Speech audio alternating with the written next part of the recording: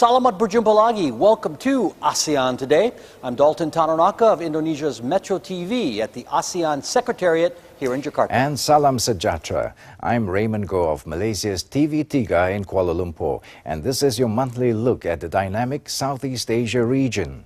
We begin this month with preparations for the 23rd ASEAN Summit coming up soon. Brunei will host the event taking place in early October. Sultan Hassanal Bolkiah will lead regional meetings of the 10 ASEAN countries. He will also meet with dialogue partners such as U.S. President Barack Obama.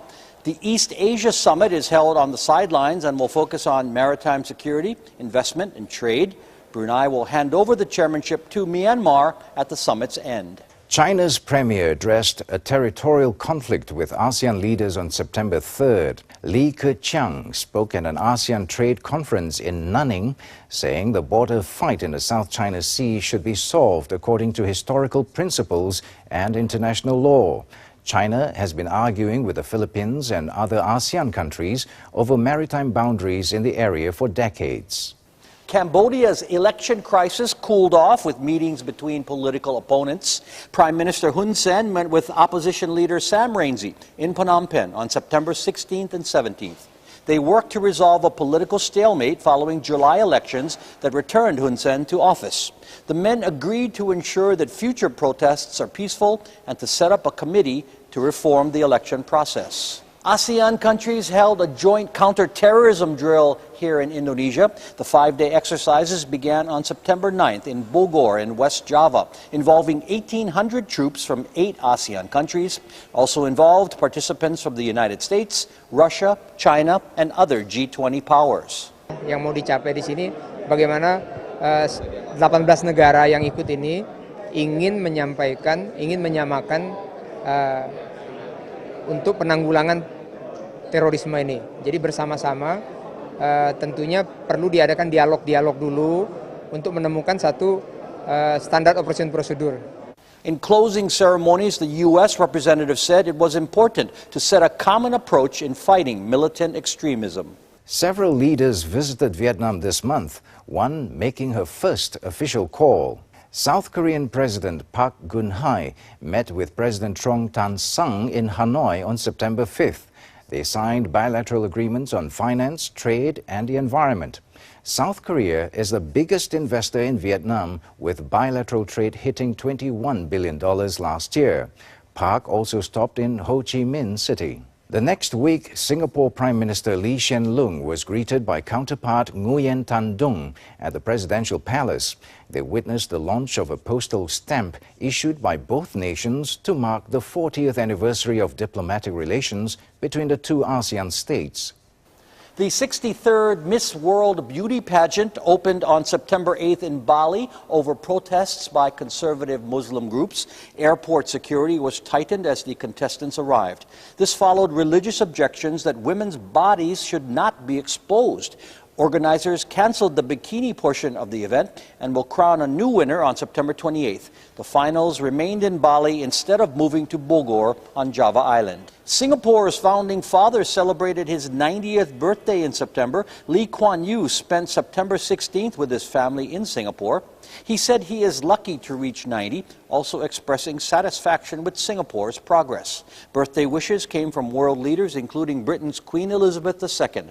Lee was elected as Singapore's first Prime Minister in 1959, last serving as Minister Mentor until 2011. One of Malaysia's popular tourist destinations marked its first anniversary on September 15th. Asia's first Lego Land has been attracting visitors since opening last year. The family theme park, based on the U.S. construction toy, is located in Nusa Jaya with more than 70 rides, slides and shows. A new water park addition will be opening soon. Vietnam's homegrown coffee industry is facing an international challenge with the arrival of a U.S. giant. ASEAN Today's Robelin Purba reports on the battle for consumer tastes. Vietnamese love their coffee, their beverage of choice since the 19th century. Vietnam is also the world's leading producer of coffee, passing Brazil not long ago. It exports 1 billion tons of coffee beans annually, with revenues of nearly $4 billion last year.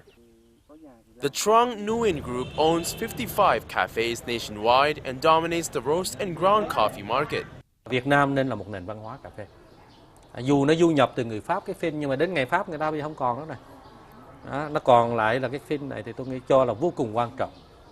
Đối với Việt Nam và đến ngày hôm nay, ly các cà phê phin và ly cà phê sữa đá của Việt Nam có thể nói là ảnh hưởng, có thể quyến rũ không biết bao nhiêu người trên thế giới.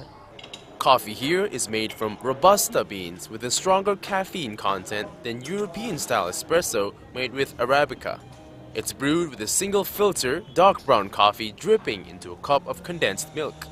That offsets Robusta's slightly bitter taste. This traditional beverage is enjoyed hot or cold with ice, depending on the season and individual tastes. Mình thấy cái cà phê Việt Nam này thì uống là nó đậm đà hơn so với cái cà phê mà uống ở đây, và khi mà mình ngồi uống cà phê đợi cho cái phin cà phê nó chảy hết giọt một này, thì trong gian đấy thì mình có thể trò chuyện bạn bè này và trao đổi thông tin với cả. Coffee lovers now have an international option. The US giant Starbucks opened its first store in Ho Chi Minh City in February, trying to win away customers from the local cafes. Phần đại đa số đó thì có thể họ với tư cách là họ cũng muốn có một cái sự đa dạng. Đó là điểm thứ nhất, mình phải rất là rõ ràng ở chỗ đó. Họ muốn thưởng thức, mà cái đó là quyền của họ. Nhưng họ thích thật hay không? Bao nhiêu người thích thật như thế? Tôi chưa chắc. Tôi nghĩ nó cũng ít lắm. Mà họ cũng phát biểu công khai nhiều chuyện. Starbucks already has more than 3,300 stores in 11 countries in the Asia-Pacific region. Operators hope to create a stir right in the heart of Asia's coffee culture. Robert Purba for Asean Today. More ASEAN Today is coming up shortly. Is ASEAN ready for the 2015 economic community? Indonesia's trade minister thinks so. Gita Widjawan is in the hot seat. Next.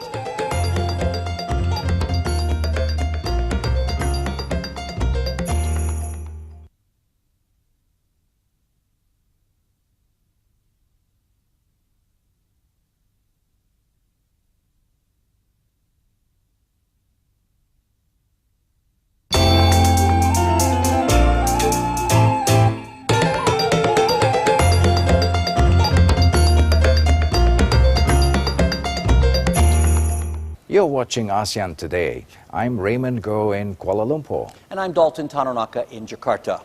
Indonesia's Harvard-educated trade minister says ASEAN's economic community is on the right pace. Gita Widjawan says not every member will be at the same level in 2015, but that collectively ASEAN will have more global clout. He's in the hot seat.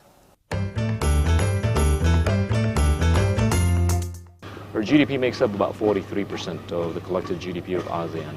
So I think going forward, we want to make sure that not only is there a greater degree of intra-trade within ASEAN, but I think a greater degree of capacity building and also are being able to climb up the value chain. And that is a message that we continually convey to our friends in ASEAN. You've been advocating, higher-end exports. Correct. How soon can we get there? How soon can we compete with the other higher-end countries in ASEAN, for example, Singapore or Thailand? I think on an absolute basis with Singapore, Thailand, and Malaysia, I think it'll take some years. On a relative basis, maybe longer. Now, with the data that we're seeing in terms of the dollars that are coming into Indonesia for the past 3 to 4 years, I think it's encouraging that there is a real narrative of moving up the value chain. These factories are being built as we speak, and they will get officiated in the next few months, years, and they will be able to basically bang out products that will be of higher quality and more value added that will be able to be exported to anywhere, including ASEAN. So, for example, what sectors are you targeting, or would you like to see us develop more? Well, I think the automotives are on a good trajectory. We have been exporting a lot more to the world. Our exports in automotives went up by more than 50% last year. mostly going to some ASEAN or Asian countries, but also the Middle East and African and Latin American countries. But I think beyond that, we want to be recognized as a country that can produce high-end stuff in the electronics. That is, I think, something that's being embraced by a greater number of players within the electronics world, and people are not only looking at the size of the domestic market in Indonesia, but they're looking at us as a potential hub for the purpose of exporting into various countries. Do you think ASEAN will be ready for its planned economic community 2015? By the end of 2015, not everybody within ASEAN will be able to check off all the boxes. But I think we'll be able to achieve about 90–95% of the boxes. And that will, I think, serve the three purposes of ASEAN. First is to basically serve as a consumption base, second as a production base, and the third is its ability to be a competitive player in the global environment and to be able to be integrated with the international community. So I think we're heading there, quite at the right pace so far. Wirjawan is also chairman of the Indonesian Badminton Association, which is why, Raymond, we were talking on the badminton court. More ASEAN Today is coming up shortly. When we continue, we head to Thailand. That's where vendors risk their lives to sell their fruit. This railway market next.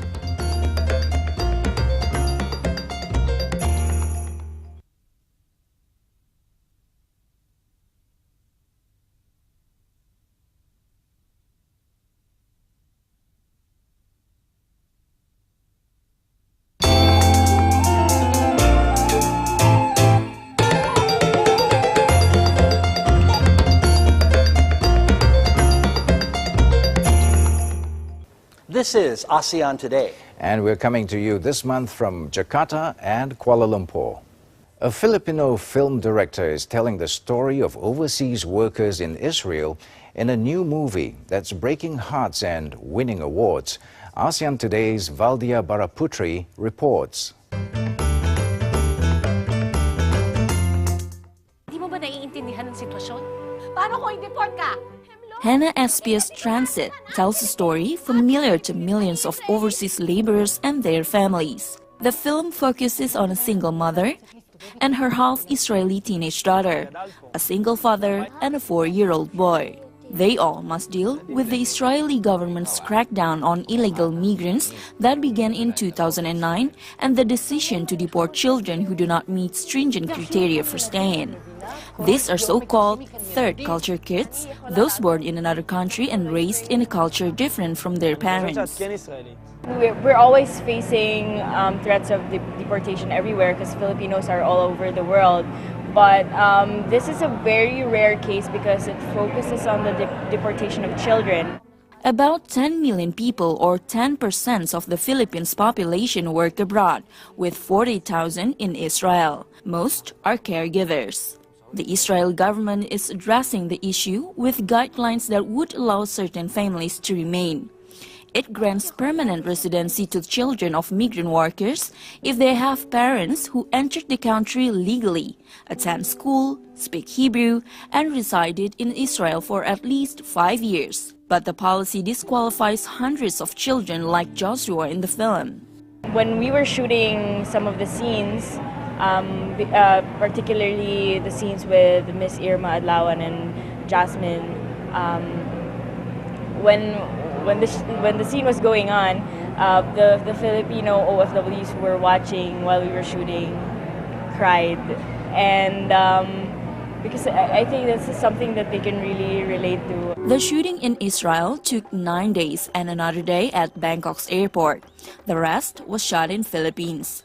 The movie has English subtitles, but the main cast had to learn Hebrew for a month before shooting began. People have been saying that this is an ambitious film, to have some, to speak in Hebrew. But they did learn really fast. This is SPS's first full-length feature. It won Best Film in the Independent Film Festival Cinemalaya in the New Breed category in July. Valdia Baraputri for ASEAN Today. Here are several events on the ASEAN calendar. The Malaysia International Gourmet Festival will be held in Kuala Lumpur from October 1st to the 3rd. Corporate Travel World Asia Pacific is on at the Bangkok Convention Center on the same dates.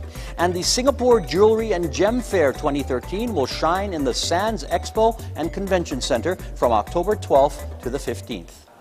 A marketplace outside Thailand's capital keeps vendors and their customers constantly looking over their shoulders. ASEAN Today's Hariman Khalid explains why.